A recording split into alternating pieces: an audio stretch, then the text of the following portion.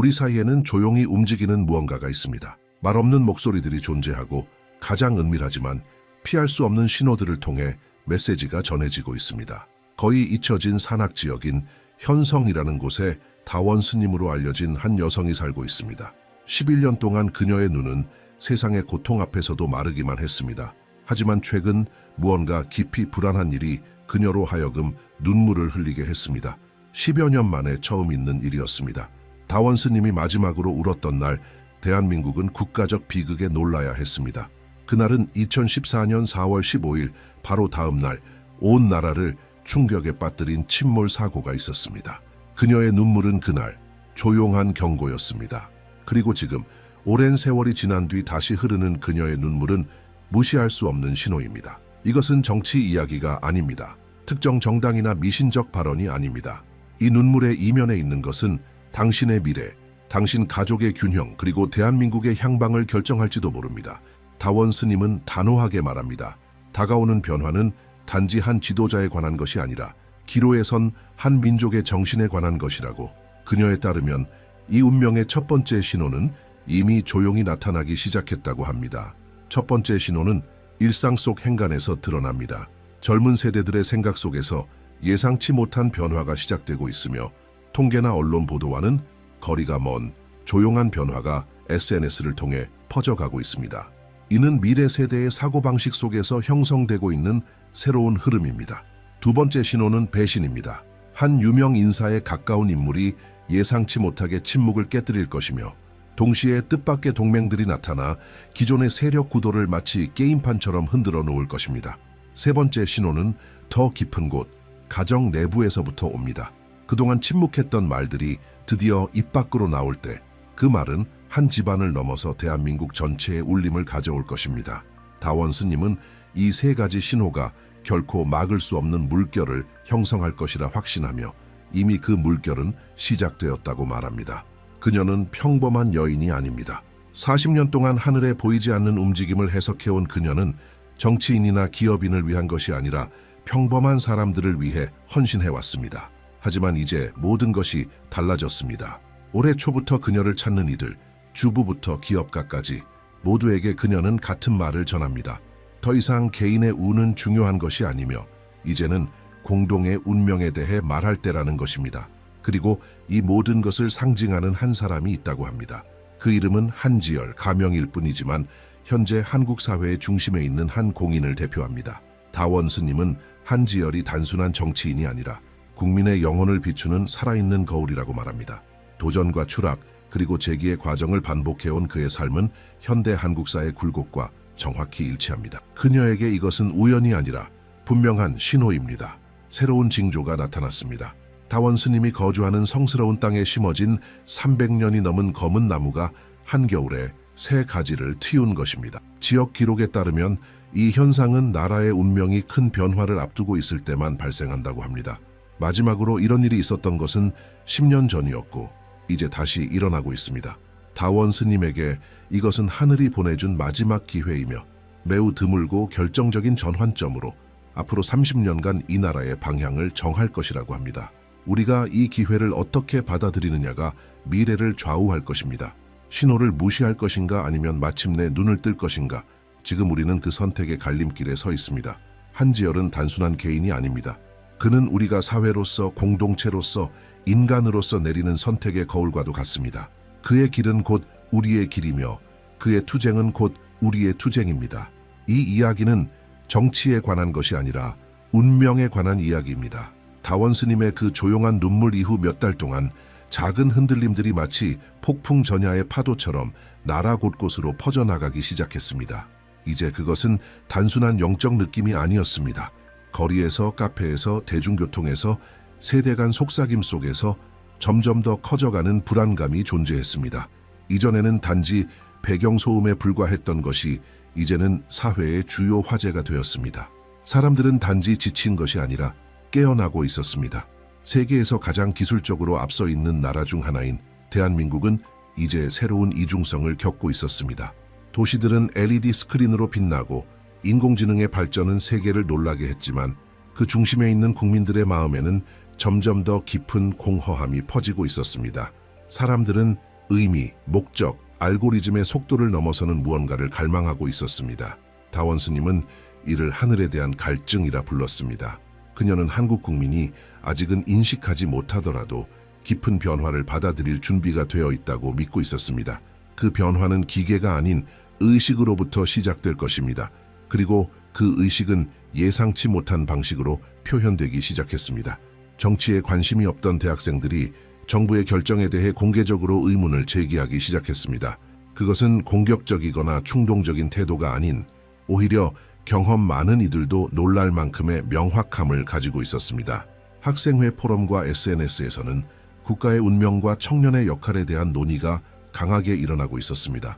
어떤 이들은 새로운 형태의 리더십이 필요하다고 말했고, 또 어떤 이들은 잊혀진 영적 뿌리로 돌아가야 한다고 주장했습니다. 인터넷 세대가 이제 의미를 찾고 있었던 것입니다. 그것은 바로 예언의 첫 번째 징조였습니다. 한편 권력의 구조 속에서는 균열이 드러나기 시작했습니다. 한지열의 오랜 측근이자 오랫동안 함께해온 보좌관이 의심스러운 연루 관계로 수사를 받으며 모두를 놀라게 했습니다. 이 스캔들은 폭탄처럼 터졌지만 한지열을 무너뜨리지는 못했습니다. 오히려 뜻밖의 변화를 불러왔습니다. 정치권 바깥에서 등장한 새로운 동맹, 아무도 예상하지 못했던 인물이었지만 그의 등장은 국민들에게 즉각적인 공감을 자아냈습니다. 그것이 두 번째 신호였습니다. 배신과 동맹, 빛과 그림자가 동시에 드러나는 순간이었습니다. 그 무렵 한지열의 집 안에서도 더욱 깊은 변화가 일어나고 있었습니다. 그동안 조용히 살아왔던 그의 장녀가 공적 행사의 모습을 드러내기 시작했습니다. 정치적 행보가 아닌 젊은이들, 예술가들, 노인들, 지역 공동체와의 만남 속에서 그녀는 목소리를 냈습니다. 그녀의 말은 준비된 연설이 아니라 감정과 진심이 담긴 이야기였습니다. 용서에 대해, 새로움에 대해, 세대 간 다리를 다시 놓는 것에 대해 이야기했습니다. 그리고 조용히 사람들의 마음을 움직이기 시작했습니다. 이것이 세 번째 신호였습니다. 가족 안에서 피어나는 목소리, 새로운 시대를 알리는 예언의 완성. 다원 스님은 촛불과 두루마리, 무게 없는 고요함으로 둘러싸인 작은 목재 방에서 이 모든 흐름을 지켜보고 있었습니다. 그녀는 하늘이 명확히 말해주었다고 했습니다. 세 가지 신호가 동시에 드러날 때 한국의 운명의 수레바퀴는 빠르게 돌기 시작할 것이며 더는 되돌릴 수 없다고. 이 시기를 국민이 연대와 의식으로 넘어갈 것인지 아니면 스스로의 분열 속에 길을 잃을 것인지는 아직 결정되지 않았다고 했습니다. 그녀의 가르침 속에서 시간은 달력처럼 선형적이지 않습니다. 하늘의 관점에서 보면 어떤 순간은 수십 년이 몇 달 안에 응축되어 흘러갑니다. 지금이 바로 그런 시기였습니다. 한 주기가 끝나고 다른 주기가 태어나는 때 현성의 산바람은 징조를 실어 나르고 동물들마저도 예민하게 반응하기 시작했습니다. 오랜 세월 침묵해온 승려들조차 짧고 상징적인 문장을 적어 남기기 시작했습니다. 그중 한 사람은 이렇게 썼습니다. 마른 땅에 연꽃이 필 때 우리는 보이지 않던 것이 보이게 되었음을 알 것이다. 하지만 신호가 강해질수록 저항도 거세졌습니다. 정치권과 재계 내부에는 이러한 변화를 두려워하는 이들이 분명 존재했습니다. 한지열의 국민적 상징으로서의 복귀는 단지 그의 개인적인 존재 때문이 아니라 그가 일으키는 각성 때문이었습니다. 그는 더 이상 단순한 정치인이 아니라 촉매제로 인식되고 있었습니다. 그리고 이는 정체된 시스템에서 이익을 보던 이들에게 있어 매우 위협적인 일이었습니다. 다원 스님은 하늘은 결코 변화를 강요하지 않는다고 경고했습니다. 하늘은 단지 길을 제시할 뿐이며 그 길을 걸을지 아니면 과거의 실수를 반복할지는 그 민족의 선택에 달려 있다고 했습니다. 그녀는 한국 역사 속에서 두려움과 자존심, 내부 분열로 인해 기회를 놓쳤던 순간들을 고통스럽게 기억하고 있었습니다. 그리고 지금 한국은 다시 한번 갈림길 앞에 서 있습니다. 남은 시간은 많지 않습니다. 이와 동시에 국제 언론도 한국에 주목하기 시작했습니다. 영어, 일본어, 프랑스어로 된 헤드라인들이 코리아의 각성, 동방의 새로운 정신, 현성의 수수께끼라는 표현을 내세웠습니다. 다원 스님의 사찰을 찾는 발걸음은 기하급수적으로 늘어났습니다. 어떤 사람은 위로를, 어떤 사람은 해답을, 그리고 많은 이들은 단지 마음속 깊은 곳에서 이미 느끼고 있던 것을 확인받고자 왔습니다. 세상이 변화하고 있으며 그 중심에 한국이 있다는 사실을. 11년 동안 단 2번 눈물을 흘린 그 여인은 이제 나무들 사이를 천천히 거닐며 자연의 모든 세세한 움직임을 관찰하고 있었습니다. 마치 모든 것이 무언가를 그녀에게 말해주는 듯 했습니다. 그녀는 말했습니다. 한국 국민이 자신들의 집단적 영혼을 기억해낸다면 그들을 막을 수 있는 것은 아무것도 없을 것이다. 과거의 고통, 수년간의 분열, 쌓여온 경제적 또는 사회적 위기들마저도 진정한 각성이 일어난다면 힘과 목적이 되어 되돌아올 것이라고. 그러나 그 각성이 진실해야만 한다고. 영적 속삭임에 불과했던 것은 이제 나라 중심부에서 울려 퍼지는 묵직한 울림이 되어가고 있었습니다. 한국은 8월로 접어들었고 그와 함께 이례적인 더위가 하늘을 덮었습니다. 산은 불안해 보였고 바람은 자주 방향을 바꾸었으며 새들조차도 평소보다 조용해졌습니다. 도시는 무겁고 진득한 공기에 잠겼습니다. 단순한 온도의 문제가 아니라 사람들 사이에 떠도는 어떤 에너지 때문이었습니다. 무언가가 다가오고 있었습니다. 다원 스님의 말은 그 어느 때보다 강하게 울렸습니다. 하늘이 침묵할 때 그것은 목소리를 준비하고 있는 것이다. 그녀에 따르면 그 목소리는 현실의 조직에 생긴 눈에 보이는 균열, 일상 속에 드러나는 틈으로 나타날 것이라고 했습니다. 세 가지 신호는 이미 주어졌습니다. 이제 다음 단계는 계시였습니다. 그리고 음력 초하루가 시작되던 바로 그때 모든 것이 형체를 갖기 시작했습니다. 한지열은 그동안 은둔하던 침묵을 깨고 경기도의 한 산중 작은 사찰의 모습을 드러냈습니다. 주변에는 몇몇 승려들과 소수의 기자들만이 있었습니다. 그 모습은 몇 분 만에 전국을 뒤덮었습니다. 그는 소박한 옷차림으로 말없이 고개를 숙인 채 서 있었습니다. 마치 이 땅의 것이 아닌 무언가를 듣고 있는 듯한 자세였습니다. 그리고 그 한 장의 사진 속에서 말 한마디 없이 수천 명의 사람들이 무언가를 느꼈습니다. 그는 바뀌었습니다. 더 이상 예전의 그가 아니었습니다. 그의 자세는 돌아오려는 정치인의 모습이 아니라 하늘의 소리를 듣기 위해 근원으로 돌아온 제자의 모습이었습니다. 언론은 갈라졌습니다. 어떤 매체는 그것을 연극이라 했고 또 어떤 이는 약함의 표시라고 보도했습니다. 그러나 SNS 속 민심은 전혀 달랐습니다. 그것은 경외의 침묵이었습니다. 냉소 없는 호기심, 조심스러운 희망. 마치 지열의 그 침묵의 몸짓이 아직 아물지 않은 진실의 부재라는 집단적 상처를 건드린 듯했습니다. 많은 이들이 정확히 무엇을 느끼고 있는지 말로는 설명하지 못했지만 그 감정은 분명했습니다. 그는 무언가를 요구하러 온 것이 아니라 자신을 내어주러 돌아온 것이었습니다. 그동안 다원 스님은 밤마다 경계 속에 머물렀습니다. 그녀는 자정마다 촛불을 켜고 신성한 나무 주변에 구리 거울을 배치한 채 잎사귀 하나하나를 지켜보았습니다. 그러던 중 한 잎이 때에 이르게 떨어졌고 땅에 닿는 순간 세 조각으로 갈라졌습니다. 그녀는 그것을 한국이 연속적으로 겪게 될 세 가지 시험의 징조라고 해석했습니다. 정치적인 시험, 자연적인 시험, 그리고 영적인 시험. 그것들은 동시에 올 것이라고. 며칠 후 첫 번째 시험이 닥쳤습니다. 이번에는 한지열이 아닌 그동안 손도 못 대던 고위직 인사를 둘러싼 대형 스캔들이 밝혀졌습니다. 공모 조작 사기 행위들이 드러났고 기존의 권력 구조가 흔들리기 시작했습니다. 국민들은 오랜만에 단순한 불만이 아닌 명확한 요구를 하기 시작했습니다. 광장에는 조용한 시위가 퍼져나갔습니다. 촛불을 든 청년들, 송을시 피켓을 든 노인들, 아기를 안은 어머니들이 모였습니다. 외침은 없었습니다. 하지만 분명한 존재가 있었습니다. 더 이상 무시될 수 없는 무게였습니다. 그리고 곧 두 번째 시험이 닥쳤습니다. 지방에서는 갑작스러운 폭우로 산사태와 홍수가 발생했고 몇몇 지역에서는 이전에 한 번도 본 적 없는 규모였습니다. 예측 불가능한 여름이 이어졌습니다. 다원 스님은 자연은 벌을 내리는 것이 아니라 거울처럼 반응한다고 말한 바 있었습니다. 한국 국민은 늘 강인했지만 이번에는 단순히 버티는 것이 아니라 깨닫는 것이 요구되었습니다. 모든 것이 연결되어 있음을, 하늘과 땅, 공동체와 개인 사이에는 경계가 없다는 것을. 진흙탕이 작은 마을들을 덮쳐가던 그 순간에도 사람들은 서로에게 조용히 속삭였습니다. 이것이 예언 속 두 번째 잎사귀라고. 세 번째 시험은 아직 드러나지 않았습니다. 그러나 그 존재는 느껴졌습니다. 다원 스님은 말했습니다. 마지막 시험은 외부에서 오는 것이 아니라 내부에서 온다고. 보이지 않는 움직임, 조용한 변형, 자아와 사명 사이에서 벌어지는 깊은 내면의 충돌. 그리고 그녀는 알고 있었습니다. 한지열은 그 과정을 비추는 거울이라는 것을. 시간이 흐르면서 그는 다시 언론의 시야에서 사라졌습니다. 그러나 조용히 흘러나온 이야기들이 있었습니다. 그는 최근 몇 년간 사랑하는 사람을 잃은 가족들을 몰래 찾아가고 있다는 것이었습니다. 부당한 죽음, 제도의 실패, 공공의 비극으로 인한 희생자들의 가족을 아무런 카메라도 연설도 없이 그저 침묵과 경청으로, 정치인으로서는 극히 드문 일이었기에 그만큼 강력한 울림을 남겼습니다. 그리고 마침내 세 번째 시험이 도래했습니다. 그것은 스캔들도 재해도 아닌 하나의 집단적 울림으로 다가왔습니다. 화해를 향한 내면의 목소리, 불교 사찰, 기독교 교회, 그리고 종교와 무관한 공간들까지 사람들이 자발적으로 모여 기도하고 명상하고 아니면 그저 함께 조용히 앉아 있었습니다.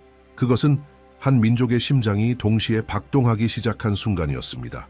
오랜 세월 잠들어 있던 어떤 원형적 감각이 깨어나는 듯 했습니다. 새벽 안개 속에서 다원 스님은 선언했습니다. 한국의 영혼은 죽지 않았습니다. 단지 깊은 잠에 빠져 있었을 뿐입니다. 그리고 마치 하늘이 그 말을 확인해 주기라도 하듯 충청도 하늘에서 드물게 관측되는 희미한 녹색빛, 오로라처럼 춤추는 빗줄기가 몇 초 동안 수평선을 가르며 나타났습니다. 과학자들은 태양 폭풍의 흔적이라 설명했지만 그 자리에 있었던 이들에게 그것은 징조였습니다.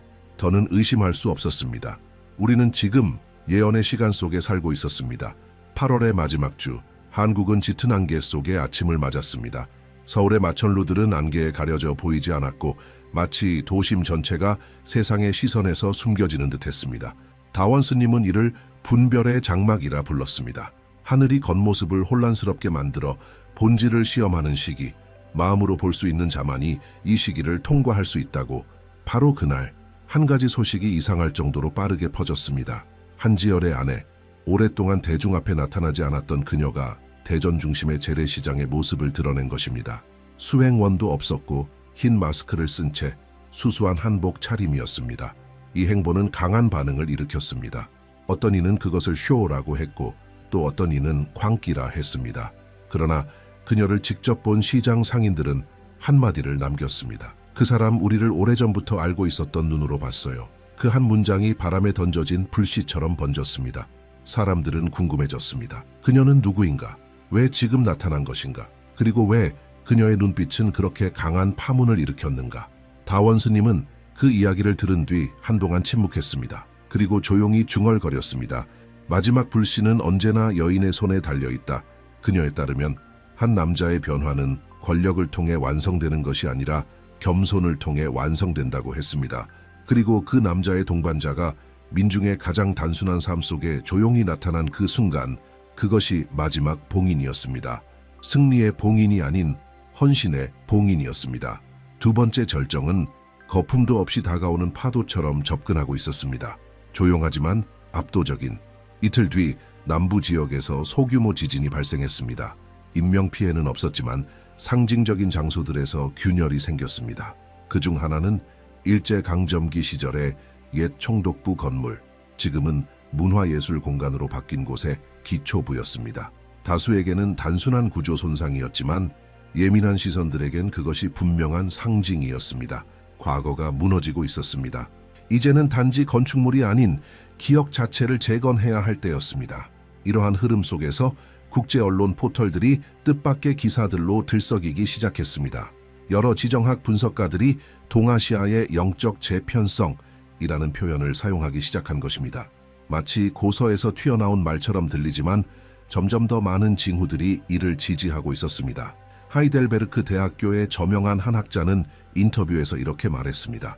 지금 한국은 단순한 정치 위기를 겪는 것이 아니라 도덕적, 영적 재정렬의 한복판에 있다. 이 변화는 앞으로 30년간 아시아 전역에 영향을 줄 수 있다. 이러한 국제적 관심은 국내 일부 세력에게는 불편한 것이었습니다. 많은 이들이 한지열에게 공개적으로 입장을 표명하라며 압박하기 시작했습니다. 인터뷰를 하고 침묵을 깨고 입장을 밝히라는 요구가 거세졌습니다. 하지만 그는 여전히 무대 위에 오르지 않았습니다. 그러던 중 더 예상치 못한 일이 일어났습니다. 불교 승려들, 가톨릭 사제들, 개신교 목사들, 그리고 동양 철학자들까지 이질적이던 이 집단이 하나의 공동 성명을 발표한 것입니다. 제목은 화해의 시간. 이 문서는 어떤 개인도 정당도 언급하지 않았습니다. 하지만 그 문장 하나하나는 명확했습니다. 우리는 판단으로 가득 찬 시대의 끝에 도달했습니다. 이제는 보는 법을 배워야 할 때입니다. 한국은 오랫동안 양극화에 익숙해져 있었지만 수십 년 만에 처음으로 진정한 국민적 재회의 가능성을 마주하고 있었습니다. 그것은 강요된 것도 조작된 것도 아니었습니다. 민중의 목소리, 산의 바람, 돌에 생긴 균열이 속삭이듯 알려주는 변화였습니다. 어느 밤 다원 스님은 제자들을 불러 모았습니다. 그녀는 마지막 계시를 꿈속에서 받았다고 전했습니다. 꿈속에서 그녀는 한반도의 지도를 보았고 그 지도는 정치적 경계가 아니라 빛으로 나뉘어 있었습니다. 황금빛으로 빛나는 지역, 짙은 푸른빛을 띠는 지역들이 있었고 그 빛들이 맞닿는 지점에서는 하얀색이 피어났습니다. 그녀는 그것이 의미하는 바를 이렇게 해석했습니다. 많은 이들이 바라는 통일은 단순한 남북의 결합이 아니라 사상의 통합이 되어야 한다는 것, 옛 것과 새 것, 자존심과 겸손, 상처 입은 과거와 가능성 있는 미래가 하나로 이어지는 것이라고. 이 이야기가 당신의 마음을 두드렸다면 댓글로 당신의 느낌을 나눠주세요. 어떤 장면이 가장 인상 깊었나요? 이 예언 중 이미 이루어지고 있다고 느끼는 부분은 무엇인가요? 당신의 목소리는 누군가를 깨울 수 있는 열쇠가 됩니다. 그리고 이 이야기가 누군가에게 꼭 필요하다고 느꼈다면 좋아요를 눌러주세요. 유튜브는 그런 작은 행동을 통해 이 메시지를 더 많은 이들에게 전달합니다. 어쩌면 지금 이 메시지가 절실한 누군가에게 도달할 수도 있습니다. 그리고 떠나기 전에 지금 당신의 화면에 다음 영상이 뜨고 있을 겁니다. 지금 클릭해서 이 여정을 함께 이어가세요. 당신의 세상을 바라보는 시야가 달라질지도 모릅니다. 그때까지 평안하세요.